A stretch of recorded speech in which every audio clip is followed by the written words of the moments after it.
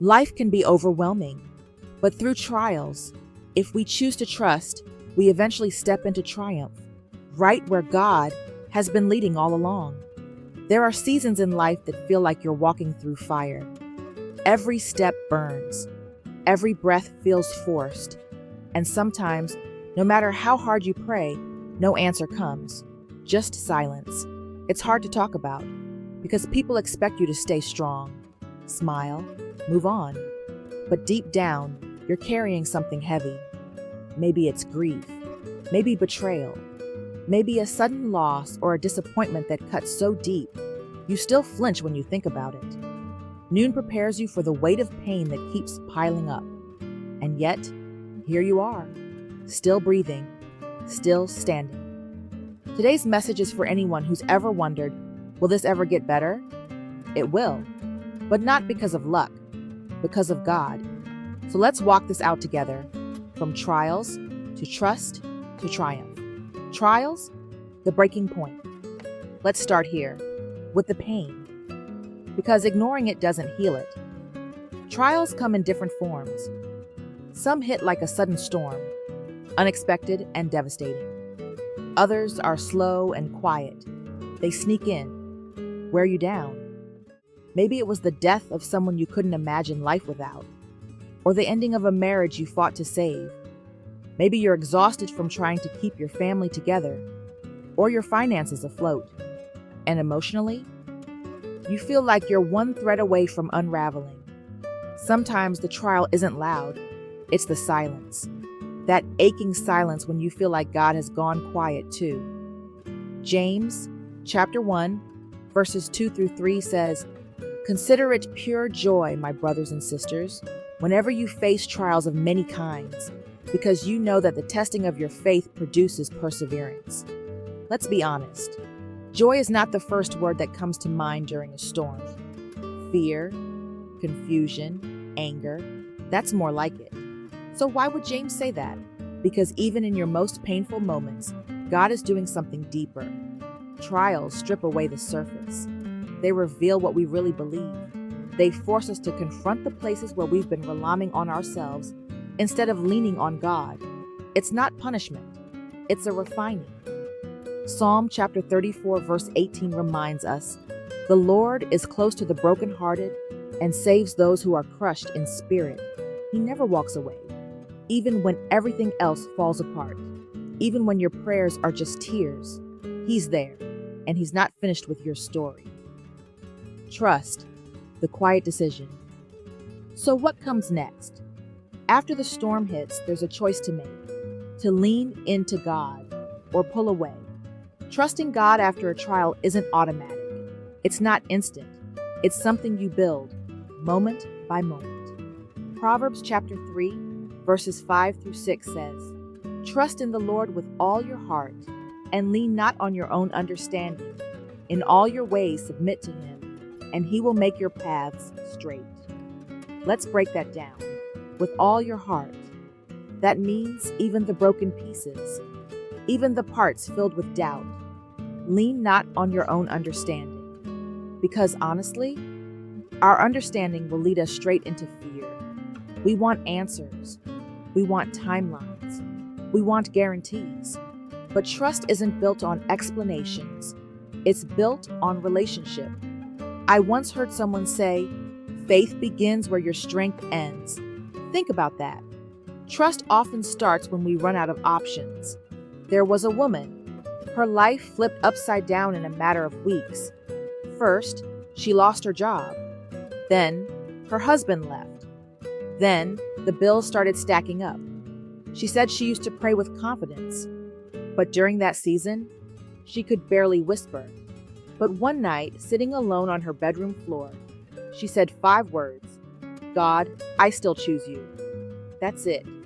No long speech, no perfect theology, just surrender, just trust, even when it's shaky, even when it's scared. There's something powerful about that kind of honesty. God isn't looking for polished prayers. He's looking for willing hearts. Trust doesn't mean the pain disappears. It means you're not carrying it alone anymore.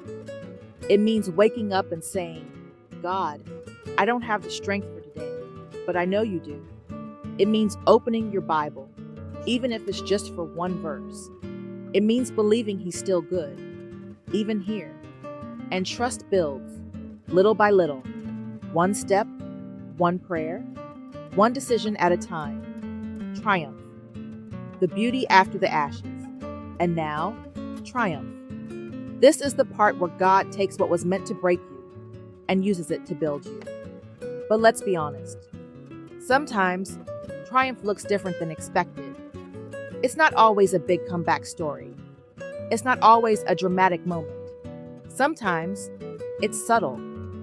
Triumph is waking up without that crushing weight on your chest.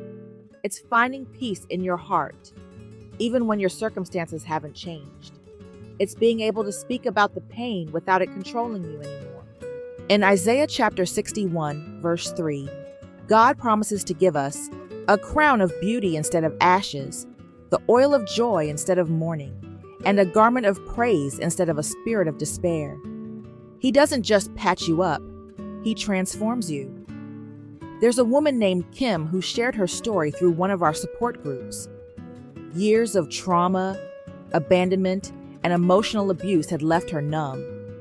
She didn't believe healing was for her, but she showed up, even when it was hard.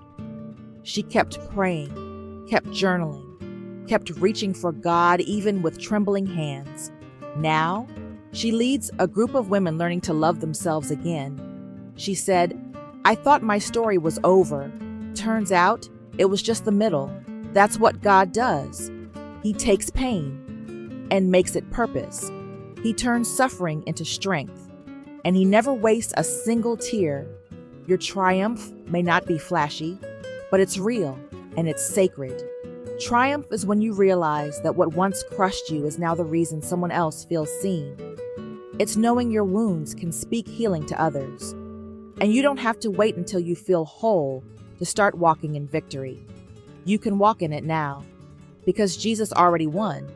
So how do you get started? So how do you move forward? From trials, to trust, to triumph? Here are a few real simple steps. Speak honestly to God, even when it's messy.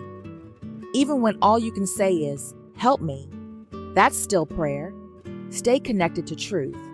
Open the Word, even if it's just one verse. Let God speak louder than the lies in your head. Surround yourself with faith-filled women. You weren't meant to heal alone. Community matters. There's strength in sisterhood, in sharing, in just being heard. Keep a journal. Write it all down. The pain, the questions, the little wins. You'll look back and see how far you've come. Celebrate the small triumphs. Don't wait for the big moment. Every tear that turns into prayer, victory. Every day you get up again, victory. Your journey doesn't have to look like anyone else's. God is writing a story that's unique to you, and it's powerful. Maybe today you still feel stuck in the middle. The trial is fresh. The trust feels forced, and triumph feels like a distant dream. But take heart. This is not where your story ends. God isn't finished. He's still writing.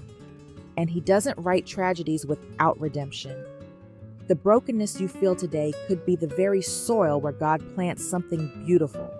Stronger faith, deeper compassion, a purpose you never expected. You don't have to know how it all works out. You just have to believe that God is in it. Even now, even here. You're not forgotten. You're not disqualified. You're not too late. God can take you from trial to trust to triumph, because that's what He does. He restores, He redeems, He renews. And your story, no matter how shattered it may feel right now, is being rewritten by the hands of a faithful and loving Father. If this message spoke to you today, share it with someone who needs the reminder that healing is possible, and make sure to subscribe. We're walking this journey of faith and restoration together, one honest step at a time.